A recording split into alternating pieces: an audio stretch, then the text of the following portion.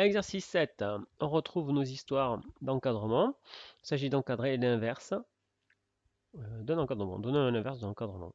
En petit a, on a u qui appartient à ça. Ça veut dire que u il est plus grand que 1,5 et il est plus petit que 2,5. J'aimerais savoir ce qui se passe quand je prends l'inverse. Et bien c'est extrêmement simple. La fonction inverse est strictement non, elle n'est pas strictement croissante, elle est strictement décroissante. Strictement décroissante sur quel intervalle? Elle est décroissante sur le négatif, décroissante sur le positif. Là, clairement, je suis sur les positifs. Donc je le mets. J'ai mis un strict, j'ai pas mis un large, parce que je vous rappelle que 0 est interdit. Sur 0 plus l'infini. Puisqu'elle est strictement croissante, ça veut dire qu'on peut appliquer la fonction inverse à cet encadrement sans changer son sens. Inverse de u, inverse de 2,5.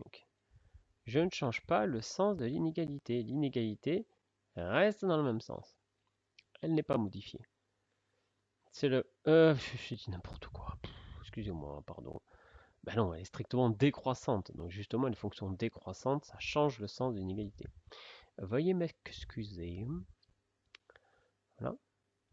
Alors, remarquez que ça change le sens, mais pas la nature. C'est-à-dire que c'était une inégalité large, ça reste une inégalité large. Si ça avait été une inégalité stricte, ça serait resté une inégalité stricte. Je change juste son sens. Bon, l'inverse de 1,5, c'est 1 sur 1,5. L'inverse de u, c'est u exposant moins 1, c'est ce qu'on me demandait. Et l'inverse de 2,5, c'est 2,5. Point, hein, on peut calculer, mais peu importe. On a notre encadrement, on est content. Petit b. Cette fois, u, il est compris entre moins 2 et moins 1. Alors attention, ici c'est ouvert, donc ce sont des inégalités larges. Alors, pareil, je vais appliquer la fonction inverse, sauf que cette fois, je suis sur les négatifs, là. Hein, moins 2, u, moins 1. Donc il faut que je le dise. Je reconnais que c'est sur les négatifs. Et j'applique la stricte décroissance de l'inverse sur l'intervalle moins l'infini 0 ouvert. J'obtiens donc l'inverse de 2, l'inverse de u, l'inverse de moins 1. Oui, vous avez vu, j'ai utilisé moins 1, je n'ai pas utilisé la notation fonctionnelle, parce que c'est pareil. Comme elle est strictement décroissante, je dois changer le sens, mais pas la nature. J'obtiens donc l'inverse de moins 2, moins 1,5. L'inverse de u, je ne change pas. L'inverse de moins 1, moins 1. Terminé. Bon, en fait, on voit que c'est super simple. C'est beaucoup plus facile que la fonction carré. En fait, on s'en fiche complètement qu'on soit dans les négatifs ou dans les positifs. Ça marche toujours. Le problème, c'est qu'on est à la fois dans les positifs et les négatifs. Et oui, parce qu'il y a cette valeur interdite qui va semer la pagaille.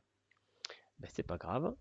Est-ce que vous vous souvenez comment on avait procédé pour la fonction carré? Alors déjà, le fait que u soit dans moins 1, 2, ça veut dire qu'il est encadré entre moins 1 et 2. Moins 1, c'est large, 2, c'est strict. Bon, on a ça. Alors, vous voyez, on a un négatif et un positif. Donc, on ne sait pas, on est où en fait là? Ben, on est ici. Ici, j'ai moins 1, ici, j'ai 2.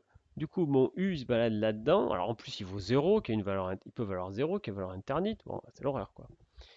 Bon, alors, comment on avait fait pour les carrés? Vous vous souvenez, pour les carrés, on avait coupé en 2. Ben, on va faire pareil. On va couper. Il faudra couper en 3, parce qu'il va falloir que la valeur 0, ben, on la gère. Donc ici, on a la première, soit ils sont le fait que u soit compris entre moins 1 et 2. Ça veut dire que ou u est négatif, ou u vaut 0, ou u est strictement positif, mais dans ce cas, il est plus petit que 2. Là, j'ai coupé en 3. Alors, pour les carrés, j'avais pas coupé en 3, j'avais coupé en 2, et le u égale 0, il marchait. Parce que le carré de 0, on sait le calculer. Mais c'est pas le cas de la fonction inverse. L'inverse de 0, on ne sait pas. Alors maintenant, on peut calculer. Alors, on a, en appliquant la fonction, dans ces deux cas-là, dans ce cas-ci et ce cas-là, on peut appliquer la fonction inverse, puisqu'elle est strictement décroissante respectivement sur les négatifs et sur les positifs. Donc j'applique la fonction inverse. Ici, j'obtiens l'inverse de chacun. Alors pas de 0, bien sûr. Hop, je change le sens. ou je vais écrire lui, j'obtiens l'inverse de U, je change le sens, l'inverse de 2, ou, mais U égale 0, je ne peux pas prendre son inverse. Donc si U est égal à 0, qu'est-ce qui se passe? Bah, pas d'inverse. Tout simplement. Grosso modo, ou impossible. Bon, bah du coup, ouais, c'est quand vous laisse le choix entre tu peux aller à droite, ou tu peux aller à gauche, ou tu peux te pendre. Bon, d'accord, on va oublier cette option, hein, vous voyez, c'est un peu le principe. S'il y avait des et, on pourrait pas. Hein. Mais comme on a des ou, ben, celle-là, elle me dit juste il n'y a pas de solution, bah ok, je m'en fous. Donc, je laisse de côté. Hein. Terminons, ça me fait l'inverse de moins 1. Ça fait que 1 sur u, il est plus petit que moins 1, ou 1 sur u, il est plus grand que 1 demi. Alors regardons ce que ça donne sur le dessin.